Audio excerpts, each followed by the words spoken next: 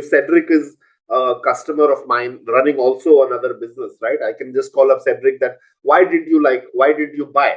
Now in a B2C business, right, or a D2C now, it's very hard to do that. You can, but then how many customers will you call? You have to take average weightage of the people buying or saying good things, bad things about you. So, and then of course, industry nuances come in. Let's say somebody decides to get into a FMCG business today, right? Competition comes into part. There are legacy companies across globally, no matter what FMCG thing, and that is where differentiation comes into play. A lot of generational behavioral patterns come into play. The new generation doesn't identify with um, old brands, right? So new generation wants new age brands. The messaging has to speak to them directly. A lot of people are not comfortable using a Colgate toothpaste Right. or a toothbrush. They want something very new because they saw Something their fancy they want. Yeah, right. they saw their father using that, right? I mean, it's a general thing, right? So a lot of businesses, food industry, for example, right? It's the toughest business to make money in, right? Food and beverage, right? People think that food could be easy, or the clothing industry. I mean, there are millions, if not more, of clothing brands globally, and every day new brands are launched. Uh, Also, but when you crack those businesses, your scale can be much faster compared to a B2B business. So challenges remain. Some sectors are more challenging than the other, but as long as you have your fundamentals, you have the right team to execute, and also in today's time, I think the right set of advisors are very important to have. Especially people who've seen it, done it, and all. And I'm not saying because I am an advisor or consultant now, but generally also people have the should take the benefit of engaging such advisors informally, formally, as they deem fit.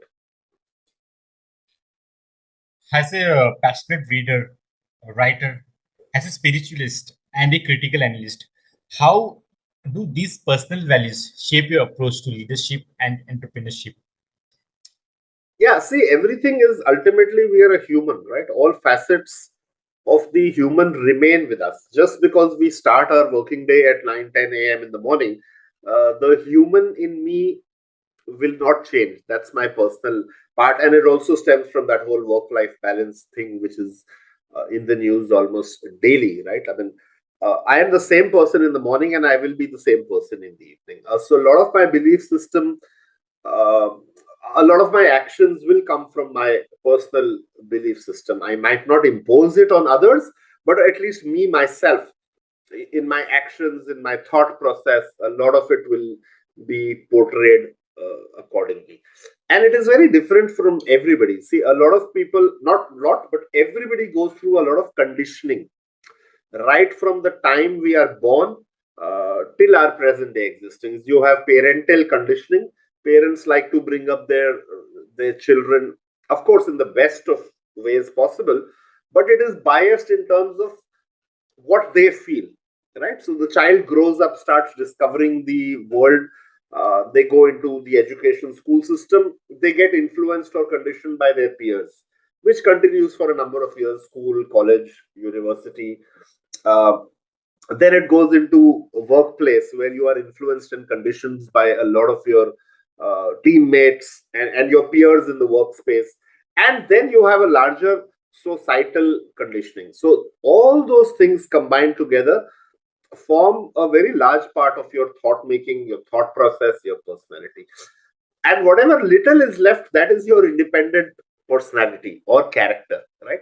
So I believe one should continually keep shedding, or at least things which are not applicable of that conditioning, and start increasing your own independent thought belief systems, whatever they are, right? Now you mentioned about me being a spiritualist. uh, that is my fundamental personality, and how and when is the long story. So I am also a minimalist, by the way, apart from being a spiritualist. And I feel it shapes up a lot of what I do on a day to day basis. Again, coming back to the work life balance thing, it all stems from my fundamental spiritualism and minimalism, right? I don't differentiate between my work and life. I cannot differentiate. So it's more about being in harmony rather than trying to strike a balance. So if it is 7 p.m., 8 p.m. in the evening, I don't have a switch I can just switch off and say, now I will not think about Hmm. work or something else, and vice versa, right?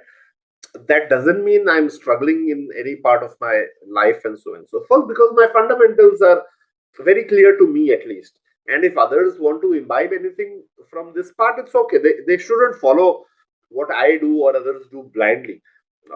And I say a lot of the time, not for people to suffer from authority biases, right? Just because somebody is an authority or apparently is famous in the media and now social media, doesn't mean everything that they say is right. It is right for them. Take out the good parts what are right for you, and see what serves you. So whether it's Elon Musk, Jeff Bezos, or you, so you people started early, probably in your teenage, I would say. So it is essential for someone who is like listening to this podcast and aspiring uh, to run a business. Start early. What's your thought process like? Is there any particular elements are involved? Of course, see, number one is there is no substitute for hard work. Nothing is good. You think that you have everything coming easy today, you have so many options and all, but when you come down to reality and start doing things, there is nothing called being easy, right? No matter who you are or what you do, even if you're born with a golden spoon, silver spoon, a lot of people have this fallacy that, if I was born into a rich family, a family with influence, things would be easy. No, it's never easy, because then what happens is the expectations are even much higher, right?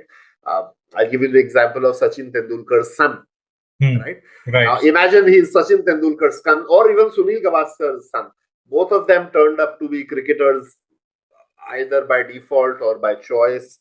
I don't think their fathers forced them. But did they have it easy? No, they did not have it easy, because expectations from them, comparisons to their illustrious fathers, were even much higher. And eventually they could not perform. Yes, they did well in life, and I'm sure they're doing well even now in whatever they choose to do. So, hard work, number one. Number two, to have the right kind of advice around you, right? Now, you'll always have your parents who are your well wishers, you'll have friends and extended family, and so on and so forth. But your external uh, influence, right, shapes up what you end up doing. So my advice is not to get too influenced, not to get too hyped with what you read in the media. Only do things which apply to you and for your situation, and keep working. Also have long term goals. I think, again, when you're, see, 20, 21, when you pass out of college, or if you are 23, when if you've done post graduation, right, you have to think that you have 5, 7 years to set up your foundation, right?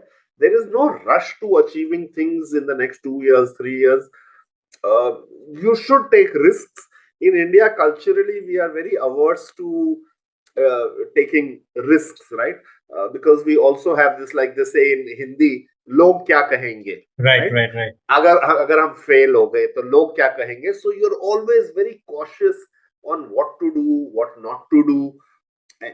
And in that cautious approach is when you end up making mistakes rather than the opposite, right? Because you fall straight line paths that. Mhm. But at least what I've seen now in the last 10, 15, maybe 20 years is, we as a culture, as a society, have also Evolved. matured in our thinking, right?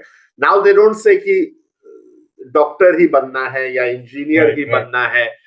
Now they, parents give a lot of freedom and all, but do the people actually avail of that freedom or not is the question. So take a lot of risks, right? I'm currently soft mentoring a girl who's been a serial founder. She comes from one of the best universities in India, like the number one MBA college in India, uh, and yet both her startups have failed, right? And while she approached me, and while speaking to her, I had to put that point in that it doesn't matter. You haven't wasted your 7 8 years of your life, or 5 years, I think. Uh, there is so much to do now because you have those learnings on what not to do, so you can get into companies, business, start up again when your circumstances allow you, right? So a prime example, as I gave you, of somebody who did take a lot of risks, but of course is now again apprehensive on what will happen, right? Eventually things will happen if you think long term, right? So yeah, so you started business from scratch, like, and how do you identify when a business is right stage for transformation? You've been master, you've been expert in this business. I was actually, I wanted to write about it this morning prior to speaking to you. There are two ways to approach starting a business, right? I don't know which one is right or wrong. Either you can be a Steve Jobs and just create a product or a service and launch it without checking if people actually need it. You create that need. See, Steve Jobs created a lot of products in his life, or was instrumental in launching those products, at least, where there was no benchmark, right? There was no benchmark before an iPhone. Yes, cell phones existed. There was no benchmark before an iMac or a MacBook came in. Uh, there was no big problem that he was solving except for convenience, right? And of course, what he felt good. Now, the other way of doing a business is do extensive research on the need. So the first could be a personal problem, and this is a very good. Actually, most of the startups which go on to scale rapidly are a result of somebody solving a personal pain point. If I give you the example of Uber, which many people have copied, including in our own country, right? Uber was something which the